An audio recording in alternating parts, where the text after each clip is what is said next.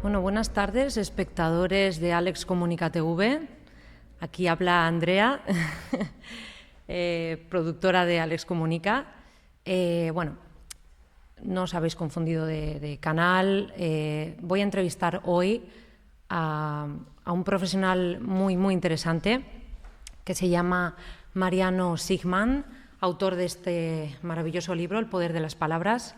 Mariano es físico, neurocientífico, escritor y director del programa Human Brain Project, programa muy interesante, también espero que nos cuente algo. Y bueno, sin más, yo creo que ya le vamos a dar paso. Mariano, ¿qué tal? ¿Nos escuchas bien? Hola, ¿qué tal? Sí, yo te escucho muy bien. ¿Tú? ¿Qué tal? ¿Qué tal, Mariano? Bien. Muy Gracias bien, por estar aquí. placer. Bueno, Mariano, lo primero que me llamó la atención de tu libro es el tema, ¿no? Porque para ser un neurocientífico sí que es cierto, por lo menos lo que he leído yo, que no es muy común encontrarse que todo gira en torno al otro, ¿no? Sobre todo a conversar. Me parece un tema muy humanista y que gire en torno a generar un mayor entendimiento con los otros y a poner el foco en mejorar la calidad de las conversaciones entre las personas. Eso me llamó la atención. ¿Cómo has llegado a hablar de un tema así, tan humanista? Yo le llamo humanista. Sí, no, está bien, creo que a mí me gusta, creo que es la buena descripción es la buena descripción y entiendo la tensión porque en general parecería como que hay una tensión entre la ciencia y el humanismo, o sea, como que Sí. me parece que, de hecho, muy de pequeño, como que te dicen, bueno, ¿qué te gusta más, las ciencias o las humanidades? Y yo la verdad es que nunca he entrado en esa dicotomía, y de hecho no ha sido así en la historia, o sea, si piensas momentos muy floridos de la historia humana, como por ejemplo el Renacimiento, los científicos eran filósofos y eran humanistas y eran escritores y eran historiadores y también eran ingenieros Mm. y la virtud técnica y la virtud humana venían muy de la mano. Y otro momento muy florido de la historia humana, que digamos que fue la época del esplendor griego, también funcionaba así. Los griegos se preguntaban al mismo tiempo sobre el cielo y sobre el cosmos y sobre las cosas y sobre la virtud y sobre ellos mismos. Yo siempre he tenido esa inclinación, la tuve desde siempre, me interesan. Creo que como a todos, las preguntas que más nos interpelan, las preguntas de por qué algunas cosas se nos hacen tan difíciles, por qué hay algunas emociones que a veces nos obnubilan, por qué nos cuestan superar ciertos miedos, y que de alguna manera han sido el motor de la ficción, es decir, prácticamente Ujú. toda la literatura y toda la ficción se ha nutrido de estas historias que son como las historias intrínsecamente humanas. Y a mí siempre me ha interesado ir a la ciencia a encontrar respuesta para estas preguntas. Y ese ha sido un poquito el camino que yo he hecho hace unos 20, 25 años y que sin duda se plasma más todavía en este último libro en el que realmente trato de ir deliberadamente a la ciencia para ver, bueno, qué nos ha enseñado sobre todas estas cosas que son las que siempre nos han importado a todos. Bueno, adentrándonos un poco más en el arte, ¿no?, de conversar. Yo creo que conversar es un arte y seguro que tú también lo piensas, ¿no?, teniendo en cuenta lo que se puede ver en tu libro. No hay duda de que una conversación nos transforma. Las palabras van asociadas a ideas y si se utilizan de cierta manera llegan a cambiar nuestro cableado neuronal, ¿no? Hasta el punto de hacernos cambiar la visión del mundo y de nosotros mismos, ¿no? ¿Cómo le explicarías a nuestros espectadores, grosso modo, que se llega a producir un proceso tan fascinante como este al conversar con alguien? Porque las palabras tienen una, o sea, las palabras contienen el universo en realidad, ¿no? Tú puedes describir todo, las palabras, de hecho, lo que estamos haciendo ahora, digamos, estamos contando una historia a través de las palabras, puedes escuchar un podcast y escuchar historias de miedo o historias románticas que sin duda te van a movilizar emocionalmente cuando las escuches. Uno puede a través de una literatura conectarse con emociones que experimenta otra gente o con emociones que ha experimentado gente hace mucho tiempo. Es decir, cuando tú lees Shakespeare o Proust, estás metiéndote dentro del habitáculo mental de una persona que estaba sufriendo hace, no sé, o sintiendo, o deseando, o amando, o anhelando, y que a través de las palabras puede transmitirte esa vivencia tan precisa. Entonces las palabras tienen esa capacidad descriptiva para transportarnos a todos los mundos, al mundo técnico, pero también al mundo del amor, al mundo de las pasiones, al mundo de las emociones. Esa es su enorme virtud. En algún lugar creo que eso lo sabemos todos. Otra vez esa es la esencia Cuando una madre o un padre le cuenta un cuento o le cuenta una historia a un niño, le está contando el mundo. A veces mundos fantasiosos, a veces mundos reales, a veces mundos de sus abuelos o de sus bisabuelos o de cosas que hemos vivido. Y cada una de esas historias, en realidad, estás nutriendo ideas y por supuesto esas historias quedan en la memoria del chico que las escucha o, si no, digamos, con dos personas que conversan, cuando una persona te ofrece una idea nueva que tú no conocías, esa idea queda en tu memoria, a lo mejor te interpela, te cuestiona, te hace ver cosas distintas y todos esos cambios son cambios que suceden en el cerebro.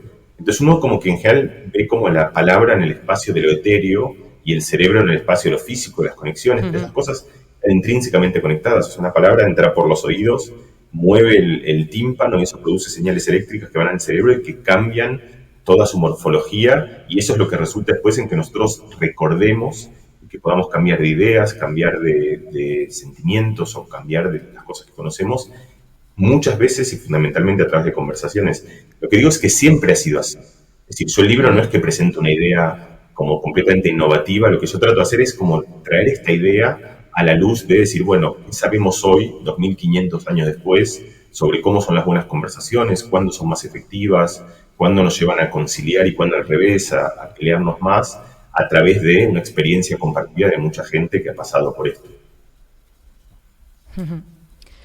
Lo comparto totalmente. También me parece muy interesante ese matiz que das, ¿no? Entre que, bueno, muchos conciben que tienen propiedades diferentes, ¿no? Lo que se produce en el cerebro y lo asocian a algo físico y luego el mundo abstracto, conceptual, incluso el lenguaje, parece que son como el dualismo, ¿no? Hay rastros un poco del dualismo.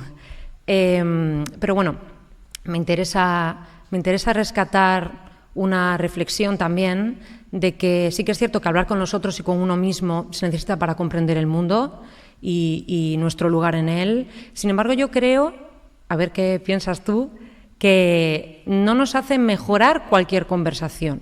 Es decir, o no todo el mundo entiende conversar de la misma manera. O sea, a menudo pensamos en hacer una buena réplica mientras el otro está hablando. En los debates pensemos en defender nuestro punto de vista y sin ceder ni siquiera un poquito al argumento del otro, ¿no? Entonces, creo que es interesante cuando hablamos de conversar, tipificar qué tipo de conversaciones, ¿no? A qué tipo de conversaciones estamos refiriendo cuando decimos que son transformadoras, ¿no? ¿Qué cualidades tendría que tener? ¿Qué se te ocurre a ti, así a bote pronto? No, está muy. La pregunta me parece para mí muy pertinente y muy en el corazón de lo que yo he investigado, porque efectivamente hoy, digamos, en algún lugar las conversaciones están más presentes que nunca. O sea, no solo hablamos todo el tiempo, sino que hablamos con gente en cualquier lugar. Puedes chatear con alguien que está en Singapur, con 300 personas al mismo tiempo, pero creo que todos compartimos la idea de que la conversación se ha vuelto un poquito chatarra. Es decir, son conversaciones que justamente no nos llevan tanto a lugares interesantes o a lugares de descubrimiento y que muchas veces al revés nos estancan. Y esto creo que es muy claro en la conversación, sobre todo en redes sociales, donde ahora hablamos de eso, pero también pasa muchas veces en conversaciones íntimas, uno ve todo el tiempo parejas que se hablan mal, que se hablan de mala manera y cuando uno lo ve en tercera persona parece absurdo porque dices, bueno, ¿cómo se va a enfadar tanto por esto y por qué el otro no entiende que ella lo que está diciendo está bien y que es otro punto de vista y porque ella tampoco no entiende que lo que está diciendo él es bastante razonable. Pero en general cuando esas discusiones se vuelven en primera persona, ahí aparece la misma idea otra vez de que la gente pierde un poquito el rumbo y hace que estas conversaciones se vuelvan tóxicas. Conversaciones entre padres e hijos, es decir, ¿cuánto hemos visto todos una madre o un padre gritándole a un niño en medio de una situación, los dos cansados, y tú dices, sois las dos personas que más os queréis en el mundo, ¿por qué no encontráis una manera de hablaros en la cual en vez de espetar, digamos, este fuego verbal, no tratáis de resolver las cosas de otra manera? Entonces, está lleno, y estas cosas en general son hábitos. Es decir, hoy hemos forjado un hábito en el cual la conversación tiene como prioridad, en general, el ganar una batalla argumental y no el que sea un espacio de descubrimiento. Y eso es una disposición. Es como uno quiere encarar algunas cosas de la vida. Por ejemplo, te hago una analogía, digamos. Un niño en general quiere probar siempre lo mismo, como comer siempre, no sé, espaguetis con mantequilla o tortillas o cosas, digamos, fáciles de comer.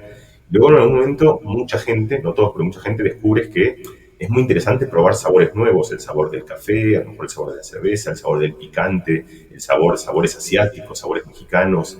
Y son cosas que al principio no son fáciles, pero que justamente vas sintiendo te acercas a la comida de otra manera, que es no para persistir en la misma idea, sino para descubrir, con el goce de descubrir algo nuevo y no de rechazar lo nuevo. Con la conversación, en este momento es como si todos fuésemos niños que quieren persistir todo el tiempo en replicar la misma idea y que nos incomoda mucho el estar con alguien que nos cuestiona lo que pensamos, que nos presenta puntos de vista muy distintos. Y entonces muy rápido salimos todos a rechazarlo y a confrontarlo como si eso fuese el enemigo, como si eso fuese algo tóxico, como si eso fuese algo amenazante. Entonces las buenas conversaciones empiezan en buenas predisposiciones. Una conversación no es buena si uno no se acerca a esa conversación con amor, con ánimo y con deseo de que ese sea un lugar de descubrimiento. Esa es la primera regla básica que es conocida hace muchísimo tiempo en lo que el filósofo Montaigne en su ensayo llamó el arte de conversar. Es decir, para que la conversación funcione hace falta, si uno se acerca de mala manera, no hay es imposible que esa conversación funcione porque uno ya está predispuesto a que eso no va a funcionar. Y luego hay otras reglas básicas. La segunda regla, hay muchas, pero la segunda regla elemental es una conversación tiene que ser entre poca gente, por un tema de disposición de tiempo simplemente. O sea, uno no puede conversar con 850 personas al mismo tiempo. Imagínatelo en un estadio, que digo, bueno, vamos todos a conversar 10.000 personas para resolver un problema que queremos resolver o para aprender o descubrir algo. No es un buen espacio porque no puedes escuchar a los demás, hay un tumulto, si dices algo la gente te insulta. Entonces, las conversaciones que son, como nosotros reconocemos las buenas conversaciones con amigos o con amigas, son de a pocos, son escuchando, son valorando la duda, son valorando el silencio, son sin usar frases del tipo, esto es así porque me lo ha dicho alguien, sino provocándonos a nosotros mismos, tratando de descubrir y sobre todo aceptando y más que aceptando, celebrando la diversidad como algo que nos nutre y no algo que nos amenaza. Muy interesante lo que propones, Mariano, sobre todo ese tip, ¿no? de los grupos, la cantidad de grupos, desde luego que influye muchísimo, y eso que comentaste de compartir dudas, ¿no? Algo así semejante que dijiste, me parece muy, muy interesante porque creo que hay pocos grupos en los que se puede pensar en conjunto de un tema, ¿no? Y decir, pues yo sé esto, tú conoces algo más, has investigado algo más, quizá es completamente idílico y una visión súper romántica que tengo yo, pero hablando de grupos de debate, ¿no? Como comentábamos antes, sería muy interesante no el hecho de asumir que uno tiene una postura determinada y que la tiene que defender, sino puede ser una charla de dudas compartidas, de yo sé hasta aquí, tú hasta dónde sabes, ¿no? Y que no se genere esa competencia como modo único de compartir lo que uno piensa, ¿no? Porque siempre es en ese código, incluso en programas filosóficos o científicos ocurre, ¿no? Es que en la ciencia es un elogio a la duda, justamente. La ciencia parte de reconocer que hay un montón de cosas que tú no conoces, y la filosofía empieza justamente en un elogio a la duda.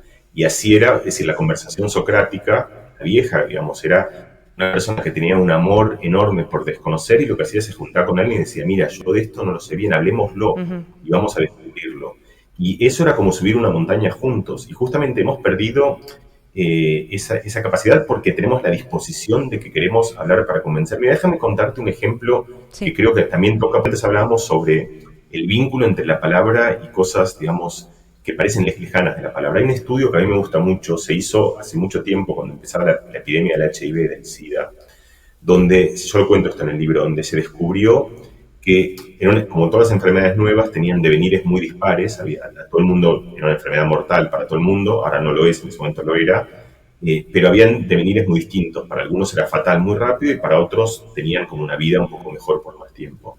Entonces, mucho el esfuerzo médico era entender cuáles son los factores de riesgo. Y aparecían los obvios, es decir, diabetes, otras enfermedades, mala predisposición arterial, mala alimentación, sedentarismo. Pero uno que descubrieron, que es para mí, que es muy importante, no es un factor pequeño, es un factor muy grande, es que la gente que tenía a quien contarle lo que le pasaba, tenía una vida que era mucho mejor. Y ahí tienes un vínculo entre dos cosas que parecen mundos muy distintos, que es el mundo de la salud física, la salud médica, y el mundo de la palabra, que es algo que todos hemos intuido, pero en este caso se plasma de una manera muy clara y además entendemos por qué. La gente que tenía a quien contarle sus problemas, justamente sus dudas, el decir, mira, yo no sé si hacer esto o lo otro, es decir, la gente que tenía un amigo de verdad, que tienes esa persona con la cual puedes hablar y no hablas para ostentar lo que te va bien, sino hablas para descubrir lo que te va mal en la vida, cosas que quieres resolver, quieres mejorar cómo te vinculas con alguien, quieres mejorar algo que no te sale. Y si no tienes con quién hablar eso, porque tú solo hablas de tus certezas y no de tus dudas, entonces es muy probable que te estanques en tus dudas, como esta gente se estancaba en su enfermedad, porque no sabía ni a qué médico visitar, ni qué hacer, ni nadie que le recomiende, porque no tenían con quién hablar algo. Entonces, algo que yo cuento en el libro, porque el libro tiene como unos ejercicios, y para mí un ejercicio importante es que cada persona se pregunte, ¿es que tú tienes la persona con la cual puedes hablar de cualquier cosa? Sin miedo, sin demonios, sin juicio. Es decir, una persona a la cual le contarías cosas que yo le contaría cosas que me dan vergüenza, cosas que no estoy orgulloso, cosas que no sé, cosas que quiero cambiar. Esa persona ya no es la pareja, no son los hijos, no son los padres, porque justamente son relaciones donde hay mucha expectativa, donde es difícil hablar unas cosas. Suelen ser otra vez los buenos amigos, es decir, las buenas amistades son esos espacios en los cuales uno encuentra. Y yo creo que si la respuesta honesta de una persona es no, un muy buen ejercicio es encontrarlo, es pensar quién podría ser esa persona, porque esa persona es un salvavidas fundamental, es alguien con el cual uno puede hablar estas conversaciones que estamos charlando, que son las que nos salvan, las que nos hacen mejorar, que es poder hablar no de aquellas cosas que conocemos, sino de aquellas cosas que no conocemos, las que nos salen mal, las que dudamos, las que no estamos orgullosos. Retomando lo anterior, ¿no?, respecto a estas claves que se puede dar para tener una mejor conversación, me parece muy interesante hablar de las inferencias, ¿no?, que se producen durante las conversaciones. De hecho, yo me atrevería a decir que son casi la clave de todas las conversaciones. Voy a poner un ejemplo, ¿no?, para situarnos, que me gustaría que tú comentases. Si nos parece que una persona tiene unos rasgos faciales pues muy duros, ¿no?, y que es muy lógica o crítica hablando, pues a lo mejor automáticamente pensamos que es muy fría y la empezamos a tratar como tal, ¿no? Y también sucede lo mismo al contrario, con personas que nos resultan estéticas, pensamos que son buenas e inteligentes. De hecho, estos son dos atributos bastante estables que se han estudiado, ¿no? Entonces, bueno, esto se denomina efecto halo, por si alguien lo quiere buscar. Y yo me preguntaba si lo has estudiado también, ¿no? ¿Y qué más ejemplos de conclusiones rápidas, típicas, porque al final estamos hablando de sesgos, ¿no?, estas disposiciones también, que tú comentabas antes, me recordaron un poco a eso, ¿no?, a esos automatismos, a concluir rápidamente una cosa sin toda la información disponible. Entonces, yo te pregunto, ¿qué más ejemplos de conclusiones típicas que hacemos de la otra persona de manera automática puedes darnos para identificarlos y tener conversaciones de más calidad, ¿no?, de intentar apartar esos sesgos y ver al otro, pues desde luego lo más genuinamente o realistamente posible para no enturbiar la comunicación? Sí, muy bueno también. Déjame responderte primero algo que tiene que ver con esto, pero no tanto, porque estoy viendo Sí. el que dice director del proyecto Human Brain Project, y justamente Sí. el poder reconocer un error, ese es un error. Yo fui en pasado del Human Brain Project, Ok. no lo soy más, pero no es culpa vuestra, es culpa mía, porque eso ha quedado, digamos, en la edición argentina decía fue, en la española quedó mal impreso, y son estas cosas justamente de las que no puedes liberarte, ¿sabes? Porque es como algo tan atractivo. Entonces, también quiero, en lo que estamos charlando, poder decir eso. O sea, hay algo, no sé, me he equivocado yo, lo fui, prefiero decirlo que no que quede y no pasa nada. O sea, como que uno dice.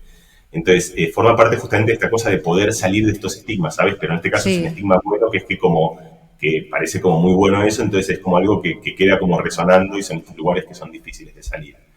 Entonces, dicho esto, y yendo directamente a lo que tú me preguntabas,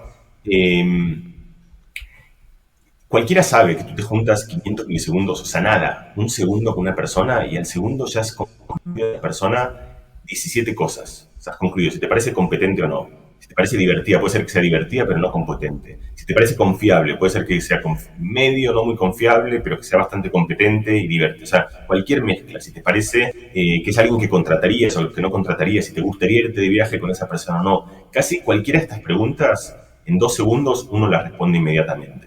Y no solo eso, sino que como tú contabas, está el efecto halo, que es que cuando uno ve virtudes en una persona, uno empieza a extrapolar esas virtudes a otros lugares. Así Ese es el es. ejemplo clásico cuando le preguntan a un gran deportista sobre cualquier cosa de la vida, ¿no? Porque asumes que si juegan al fútbol, entonces debe también poder responder de cualquier otra cosa, y en general la gente responde, salvo algunos que son muy lúcidos y dicen, mira, yo soy un buen futbolista, o sea, y tengo un lugar, soy famoso y no estaría bien que yo le explique a la gente cómo vivir porque la verdad que lo único que hago es pegarle bien a la pelota, o digo, muchas otras cosas quiero decir, pero no confundirnos en que alguien sea un gran actor, o un gran futbolista, o un gran periodista, o un gran escritor, aunque después el resto de las cosas que digan sean cosas que tienen una trascendencia distinta de la persona que no tiene ninguna de esas virtudes.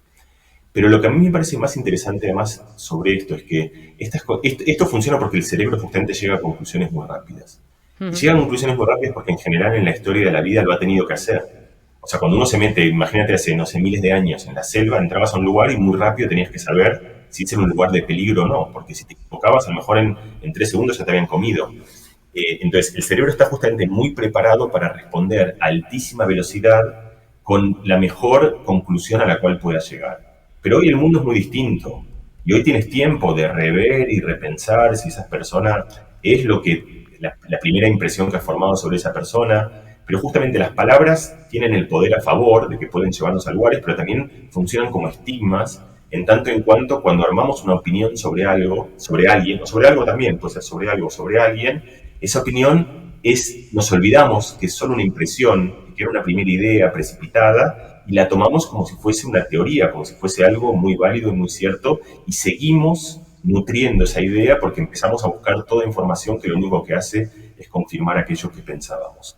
Y esto, lo que quería decirte es, no solo pasa con los demás, que uno muy precipitadamente llega a una conclusión, sino que sobre todo lo hacemos con nosotros mismos.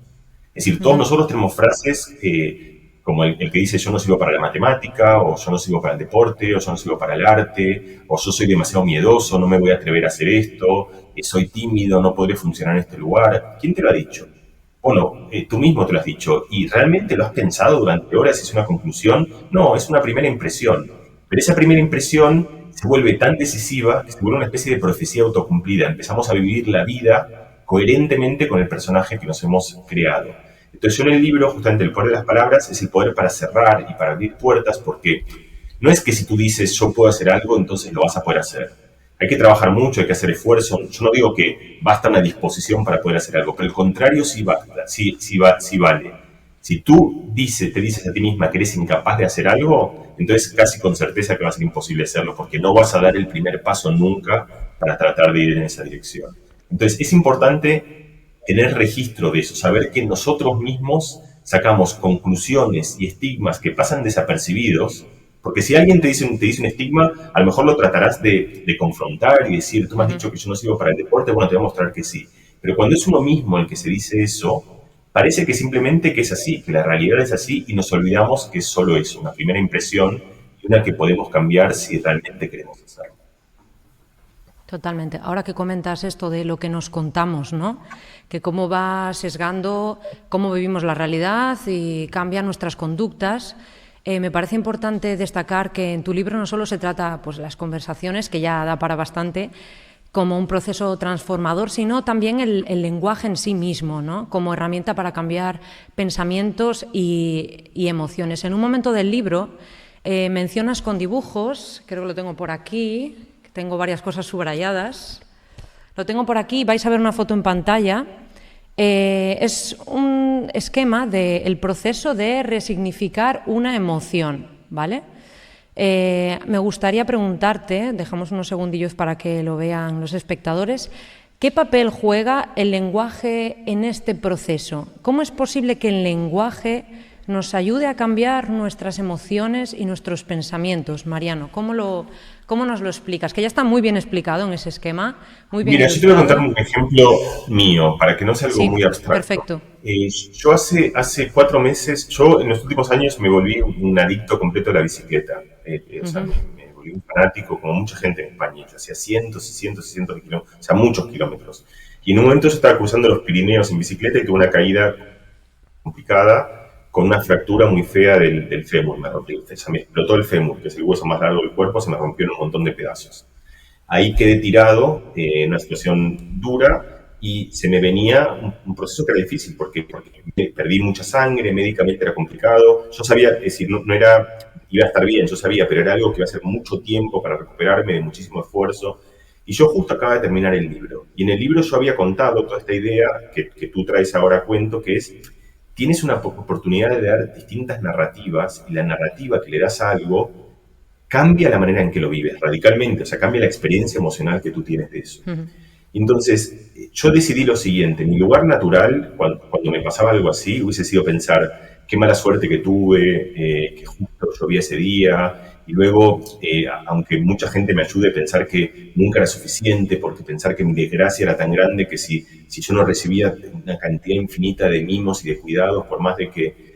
Y yo decidí cambiar el relato. Y digo, yo tengo una oportunidad de pensar esto de manera muy, muy distinta. Lo puedo pensar primero como qué suerte que tuve, porque esta caída hace 100 años era fatal y yo ya no estaría para contarlo. Y hace 30 años o 20 años no, pero hubiese quedado mi pierna mal para siempre. Qué suerte vivir en un mundo en el cual esto que me ha pasado se resuelve. Qué suerte que venía con 100 personas que me ayudaron y me acompañaron amorosamente y se quedaron al lado mío, dándome la espalda y dándome la mano y sin abandonarme, gente que yo no conocía, con la cual había salido. Qué suerte que el mundo está lleno de esa gente, gente que te cuida, que te protege simplemente por el amor de hacerlo. Y también pensé, hasta que, aunque parezca raro, qué suerte que me va a tocar vivir algo que es una nueva aventura en mi vida, una aventura que es como irte de viaje a algún lugar exótico. No es lo más agradable, no es como ir a una playa bonita donde todo está bien, y es como te decía antes, de disfrutar del picante, es como decir, y voy a tener la oportunidad de mejorar cada día, porque yo cuando quedé eso no podía mover la pierna ni un milímetro, luego la podía mover un milímetro, luego un centímetro, luego 10, y luego 15, y entonces en vez de concentrarme en mi mala suerte, en lo mal que estaba, y en todo mi foco estaba puesto en que era una experiencia interesante, una experiencia de la vida, una experiencia que le da a la vida y que además estaban por suerte en un marco en el cual tenía un montón de cosas a favor.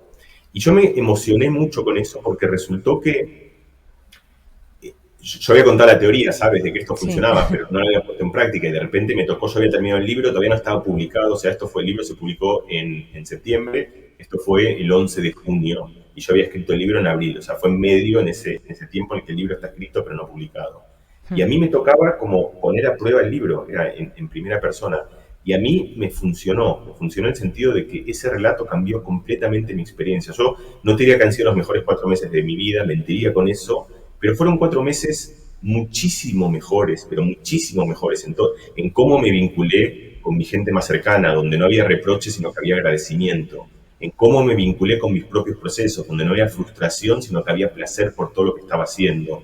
En cómo me di cuenta que la vulnerabilidad me conectaba con gente de una manera que era interesante, de una manera novedosa, y cómo fui y lo pude escribir, lo convertí en una historia, lo convertí en algo que tuvo valor para mi vida, y de repente cambiarle las palabras, cambiar la narrativa a algo que pasaba en mi vida, hizo que yo tenga un cambio completo de todas las emociones que yo vivía alrededor de eso. Es decir, cambió enormemente, completamente mi experiencia, no solo el relato, sino mi experiencia emocional. Fascinante. Esto me lleva a pensar en bueno, lo que implica el lenguaje para nuestra especie. O sea, me es inevitable cada vez que se habla del lenguaje de esto, ¿no?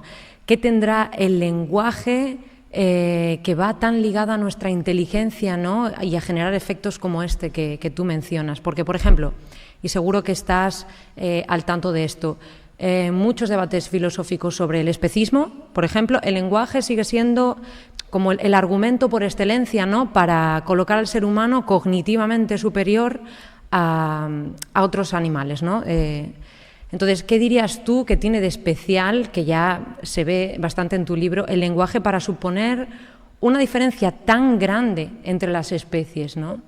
Yo creo que tiene que ver con la capacidad justamente de describir las cosas más entrañables que nos pasan.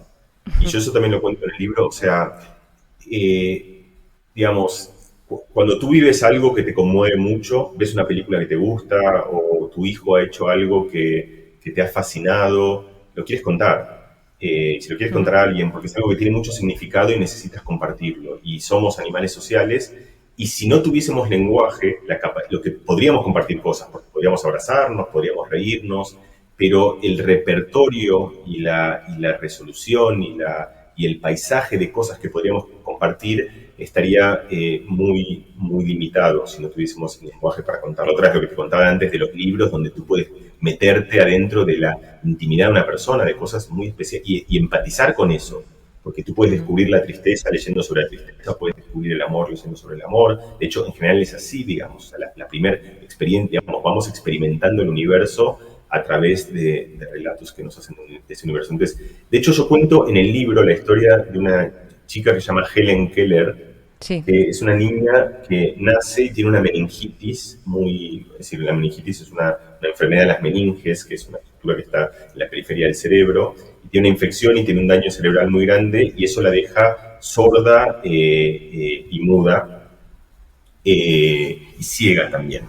Entonces, ella esencialmente no puede desarrollar ningún lenguaje, porque no le puedes decir palabras, no las escucha, pero tampoco puedes dibujarle cosas, no ve nada. Entonces está como muy incomunicada. El único sentido que tiene es el del tacto. Ella puede tocar y la pueden tocar, pero es muy difícil hacer palabras con el tacto. Y entonces la familia de ella, que es una familia, digamos, se ve como con mucha iniciativa, va a buscar a Graham Bell, que es esta persona que inventó el teléfono, que él trabajó mucho con la gente que tenía problemas de audición, en desarrollar justamente dispositivos para que puedan escuchar mejor. Y a través de él conocen a una persona, que recordar que se llama Anne Sullivan, pero no me acuerdo exacto, creo que ese era su nombre, que se vuelve su maestra y que le trata de enseñar el lenguaje. Y lo que cuenta Helen Keller mucho tiempo después, porque ella después escribe, o sea, la historia es que ella aprende un idioma y puede empezar a escribir, o sea, es el día que ella descubre por primera vez, porque lo que él hacía es, le ponía una mano en el agua y con la otra mano le hacía como un símbolo táctil. Y le ponía por la mano en el agua y le hacía el mismo símbolo. Luego le ponía la mano en otro lugar y le hacía otro símbolo, para tratar de explicarle que había algo, un símbolo, un icono, un elemento en lenguaje que se refería a algo que ella podía contar.